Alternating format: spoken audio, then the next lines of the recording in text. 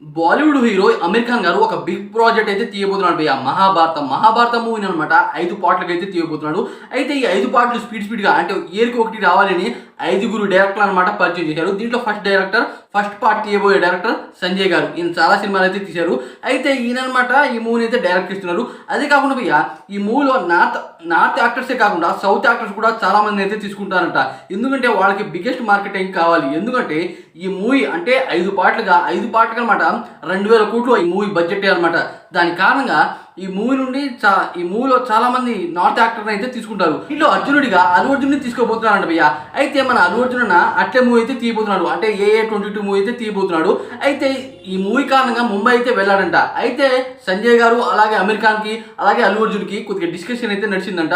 అయితే నాకు తెలిసి అనమాట అల్లు అర్జున్ సపరేట్గా ఎప్పుడు మూవీ తీస్తూనే ఉంటాడు భయ్య. కాకపోతే ఇంత పెద్ద ప్రాజెక్ట్లో తనకు సపరేట్ క్యారెక్టర్ ఉంటుంది, కానీ తనే హీరోగా అయితే ఉండడు. దాని కారణంగా అల్లు అర్జున్ దాదాపు అవాయిడ్ చేసే అవకాశాలు అయితే ఎక్కువ ఉన్నాయి. అయితే దీని గురించి డిస్కషన్ అయితే నడుస్తుంది. ఒకవేళ అర్జునుడి క్యారెక్టర్లో అల్లు అర్జున్ కనుక ఉంటే బాలీవుడ్ మార్కెటే కాదు, టాలీవుడ్ మార్కెటే కాదు, అన్ని రకాల మార్కెట్ అనమాట బాలీవుడ్ వాళ్ళకి బాగా హెల్ప్ అవుతుంది, బాగా కలెక్షన్ గ్రాస్ అవుతుంది. ఈ విషయం నేను ఎందుకు చెప్తున్నాను అంటే పుష్ప మూవీ చూడండి, ఎక్కడ పడితే అక్కడ విధ్వంసం క్రియేట్ చేసింది.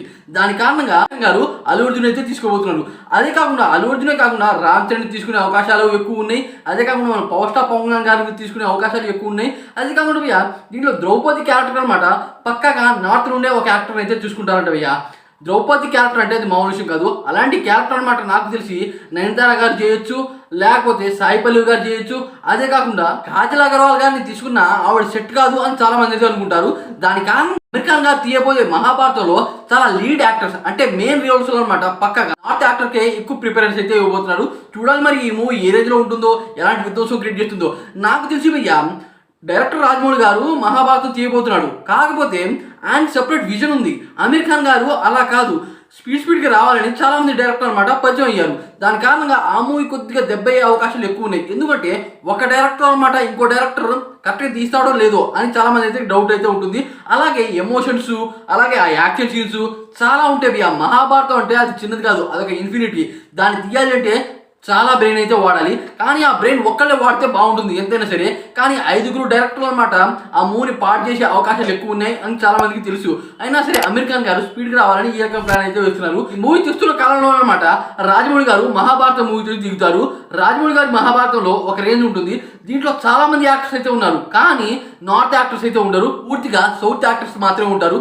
ఎందుకంటే రాజమౌళి గారి విజనే వేరు బియ్య. ఆయనకనమాట మన మార్కెట్ని ఇంప్రూవ్ చేయాలని ఎక్కువ ఉంటుంది. చూడాలి మరి తీయబోయే మహాభారతం బాగుంటుందా, లేదా రాజమౌళి గారు తీయబోయే మహాభారతం బాగుంటుందా. ఏదైనా సరే అర్జునుడి రోల్లో మన అల్లు అర్జున్ తీస్తే ఏ రేంజ్లో ఉంటుందో ఆలోచించండి. దీని గురించి మీరేమన్నారో కామెంట్ చేయండి.